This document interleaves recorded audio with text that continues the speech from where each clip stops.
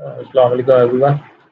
In today's session, I am going to take interview from ChatGPT on the topic how to build a strong personal brand online.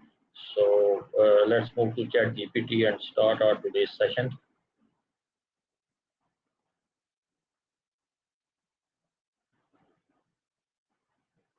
Hello, Arvar. How are you today? I'm great. Thanks for asking. How's your day going so far? My day is going fine too. Arvar, I would like to take your interview on a topic. Mm-hmm. So, Sure, sounds interesting. so What my what first topic did you question have is, in what mind? exactly is a personal brand and why does it matter online? Personal brand is basically the story people associate with you, your skills, values, and that kind of overall vibe you put out on platforms like LinkedIn, Instagram, even TikTok. And it matters because people usually trust individuals more than faceless companies. So a clear personal brand can open doors for opportunities, partnerships, maybe even new jobs because folks know what you stand for and what to expect from you. So my next question is, how is personal branding different from simply promoting yourself? Yeah, that's a good one. Self promotion is like saying, look at me, look at what I did. But personal branding is more about consistency. It's showing your values, your point of view, the problems you solve, and doing that in a way that feels authentic, not pushy. You're not just advertising yourself nonstop, you're building a reputation that actually speaks for you, even when you're not in the room. And why has personal branding become so important in today's digital world? Because everyone's online. Skills alone aren't enough anymore. People want to see your credibility, your personality, and even your values before they decide to work with you, buy from you, or collaborate with you. A strong personal brand helps cut through the noise and make sure you're remembered for something specific, not just being another name in the crowd, essentially. Can anyone build a strong personal brand regardless of their profession? Yes, pretty much anyone. You don't have to be an influencer or a CEO, a teacher, a freelancer, a student, really. Anyone can highlight what makes their approach unique. What tends to change is just the platform and type of content you share. So, a chef might share behind the scenes videos, while a consultant might post insights or case studies. The tools are the same, but the flavor is personal. How can someone identify what makes their personal brand unique? Start by asking yourself three simple questions. What do people already come to me for? What do I enjoy sharing or talking about? And what problems can I help solve better than most? When those overlap, that's your sweet spot. And then test it a little. Share posts, give short talks, even small conversations. Notice what feels natural and what gets a good response. That's usually where your authenticity meets what others actually need. And what role do skills and expertise play in building a personal brand? They're the foundation. Your brand can't really last without actual skill backing it up. But skills alone don't tell people who you are. Your expertise gives credibility, and your brand gives that expertise a voice and a personality. So people not only respect your knowledge, they actually connect with you on a more human level. That's when your skills and how you communicate them work together to build trust and open opportunities.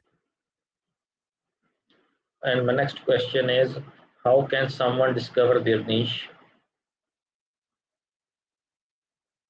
Well, try experimenting a little bit with content and notice what feels energizing, not draining. Pay attention to what others respond to as well. Sometimes people spot our strengths before we do. And honestly, your niche isn't always a single neat box. It can be the mix of two things. Say, a skill you have plus a community you care about. Over time, refine that combo by doubling down on what resonates instead of chasing everything at once. And how important is authenticity when building a personal brand? It's huge. If folks sense you're forcing it or faking it, they'll just tune out. But when you sound real, when your words match your actions, that's when trust forms. Authenticity doesn't mean oversharing either. It just means being consistent and honest about what you know, what you don't, and what you stand for. It's less about polishing and more about being believable. Should people share their personal life when building an online brand? Only if it genuinely connects to the message or values you're sharing. Personal doesn't need to mean private. You don't have to share family details or personal struggles unless you really want to. Focus on the parts of your story that relate to your expertise, your why, you know? That keeps it professional, but still human. The goal is to build trust without crossing your own comfort zone. How can someone create a strong and memorable personal brand identity? Consistency first. Use the same tone, colors, maybe the same profile photo across platforms. Make sure your message, what you're known for, stays clear and simple, and show up regularly.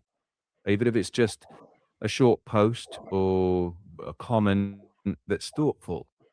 Over time, that consistency and presence makes you memorable and trustworthy, which is really the strongest brand you can build. And what should a person consider when choosing a profile picture and cover image? Pick a profile picture that's clear, well lit, and friendly. People trust faces, so make sure it looks like you, not a heavily filtered version. For the cover image, choose something that hints at what you do or the kind of value you bring. Tools like Canva make this pretty easy, even with free options.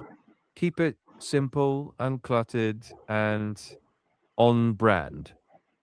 It should look good, even as a tiny thumbnail. That way, wherever someone stumbles across your profile, it feels consistent and intentional.